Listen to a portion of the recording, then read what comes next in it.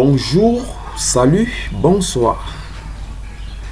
Je suis Anyuzo Ole Paten, étudiant à l'université de Chang, à la faculté d'agronomie des sciences agricoles, filière des métiers du bois, de l'eau, de l'environnement, FASA FMBEE à Ibolova.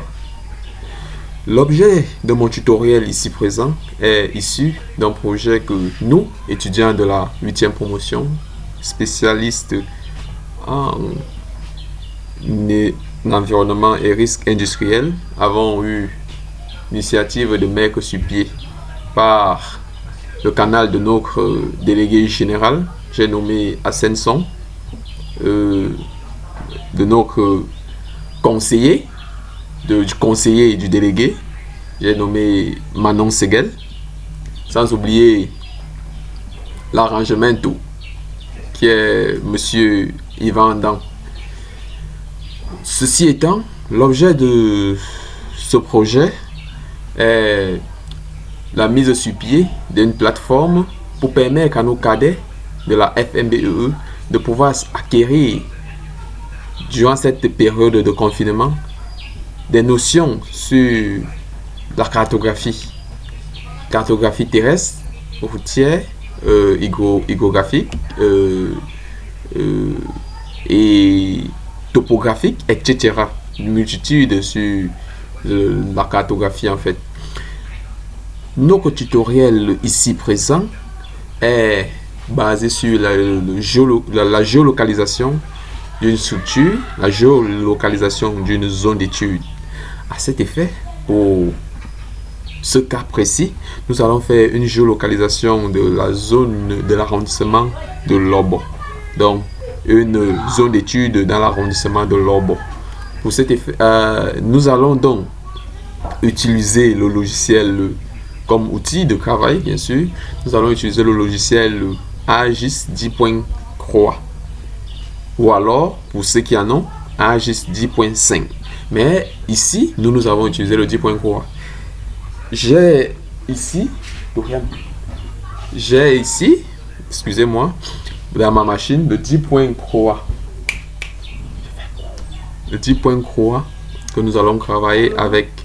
Donc, pour cette étude, je disais donc tantôt, pour avoir le AMAP 10.3, nous cliquons là, où nous allons prendre AGIS, nous cherchons le logiciel sur tous les programmes. Nous allons chercher la lettre A pour trouver AGIS. Voilà, nous l'avons là.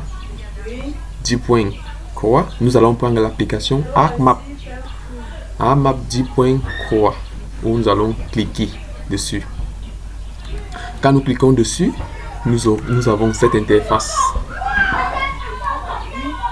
Cette interface-ci qui nous présente là, nous avons le Cameroun, ici, les régions du Cameroun, département du Cameroun, arrondissement du Cameroun et l'image satellitaire. Aussi, pour mener à bien un projet comme celui-ci, il faut organiser votre dossier de travail. Nous avons donc créé à cet effet un dossier nommé dossier de travail. Pour bien travailler, je disais tantôt, nous ouvrons le dossier de travail où nous avons données raster qui sont les images satellitaires, les données vecteurs qui sont généralement représentées sur une carte sous forme de points, lignes, polygones, etc. Ok. Nous allons donc ouvrir l'interface AMAP. L'interface AMAP a déjà été ouverte. Nous allons donc nous allons faire venir les données vecteurs qui sont les régions du Cameroun, les départements et les arrondissements, sans oublier l'image raster qui est la donnée raster qui est l'image satellitaire. La voici et c'est la zone avec laquelle nous devons travailler. Pour faire venir toutes ces informations, c'est sur l'interface AMAP. Qu'est-ce que nous faisons? Nous venons ici dans ArcData, où nous cliquons. Nous venons dans Connect to Folder, connecter le dossier. Nous cliquons dessus. Nous cherchons maintenant l'emplacement de notre dossier de travail. Donc, le dossier de travail était sur le bureau que nous allons chercher. Le dossier de travail qui a été nommé dossier travail, qui est ici. Nous cliquons. Les sous-dossiers du dossier de travail sont données raster, données vecteur, que nous disons OK. Et nous ajoutons hat. Bon, maintenant, pour être sûr que nous avons connecté notre dossier au logiciel, nous venons dans Login. Ici, Login, nous déroulons là, nous cherchons dossier de travail. Où est notre dossier? Voici ça. Dossier de travail, nous cliquons et ça nous revient, donne les sous-données. Maintenant, nous voulons faire venir quel type d'information sur l'interface AMAP. Nous avons vecteur. Si nous voulons faire venir les régions du Cameroun, nous double-cliquons, nous venons, on clique là une fois et on rate, on ajoute. Si nous voulons faire ajouter les départements, département, nous cliquons là, on ajoute, etc. pour les districts. Maintenant, pour la donnée, ça ce sont les données vecteurs qu'on a ajoutées.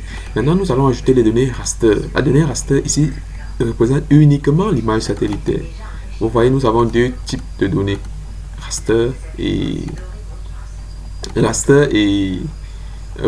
nous avons deux types de données, une donnée raster géoréférencée et une autre non géoréférencée. Nous avons ici DKP1 TIFF qui est une donnée raster géoréférencée et DKP GPG qui est une donnée JPG qui est une donnée raster non géoréférencée. Non géoréférencé, quelle est la différence entre géoréférencé et non géoréférencé? Géoréférencé, c'est que la donnée raster,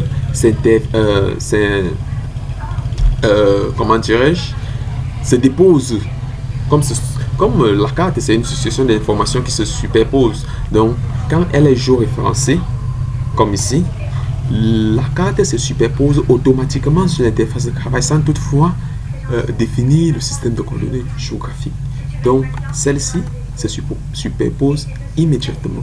Voilà pourquoi on clique là et on ajoute également, comme nous avons ajouté les données vecteurs. Ok. Après avoir ajouté toutes ces données, nous allons maintenant faire apparaître uniquement nous allons faire apparaître uniquement les régions du Cameroun. Pour faire apparaître uniquement les régions du Cameroun, qu'est-ce qu'il faut faire? Nous venons là, nous couchons, nous faisons un clic droit, nous venons sur Zoom to Layer. Nous avons uniquement les régions. Uniquement. Maintenant, qu'est-ce que nous voulons faire? Nous voulons également faire sortir uniquement les départements. Nous faisons le même processus. Zoom to Layer. Nous avons les départements, les différents départements du Cameroun. Maintenant, si nous voulons travailler dans la zone du 5, parce que là c'est le 5, ici c'est le 5. Si nous voulons, étant donné que notre étude consiste à faire une géolocalisation de la zone de l'arrondissement de Lobo. L'arrondissement de Lobo est dans quel pays? Le pays qui est le Cameroun. Quel département? Département de la Léquier. Quel arrondissement? Arrondissement de Lobo. La zone d'étude, l'image satellitaire représente uniquement la zone précise d'étude, dans la zone où nous voulons géolocaliser. À cet effet, pour maintenant enlever uniquement la région du centre, dans notre cas d'espèce, nous avons des outils spécifiés à cet effet. Le tutoriel prochain vous permettra de voir les différentes étapes de sélection. Sélectionner une seule zone d'étude, sélectionner une interface de travail, sélectionner uniquement l'arrondissement que nous avons besoin. Je fais un aperçu, un juste aperçu. Si nous voulons travailler dans la région du sud, nous cliquons là, vous voyez, ça sélectionne et on va enlever uniquement cette zone. Donc les prochains tutoriels vont vous permettre de voir comment on enlève uniquement la zone d'étude. Nous avons la région de l'Est, nous avons la région de l'extrême nord, nous avons la région du nord, Adamawa, etc. le sud, etc. Donc, les prochains tutoriels, je vous invite déjà, chers étudiants, chers cadets, chers collègues, chers promotionnaires, chers invités, à visiter le projet. Le projet est nommé 8e promo, FASA FMBEE, avec l'accord, bien sûr, de notre DG, Ascenson, sans oublier Monsieur DKP, qui a eu l'initiative. Je baisse aussi, je ôte aussi, autant pour moi, un coup de chapeau à votre humble serviteur que je suis, Paternolé, le petit pygmée de Djoum. Laissez-moi également 2 minutes pour vous présenter un bref aperçu de ce qui vous attend dans les prochains jours. Il s'agit de ceci.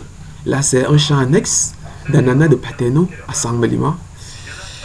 Vous voyez, nous quittons du Cameroun, à la région du Sud, département du Djellabo, arrondissement de Sangmelima. Et les points jaunes ici représentent les champs, les coordonnées GPS des 2 différents champs d'ananas de Paterno à Sangmelima. Merci pour votre aimable attention et pour la suite, je vous invite à vous abonner à notre page. Bon voyage.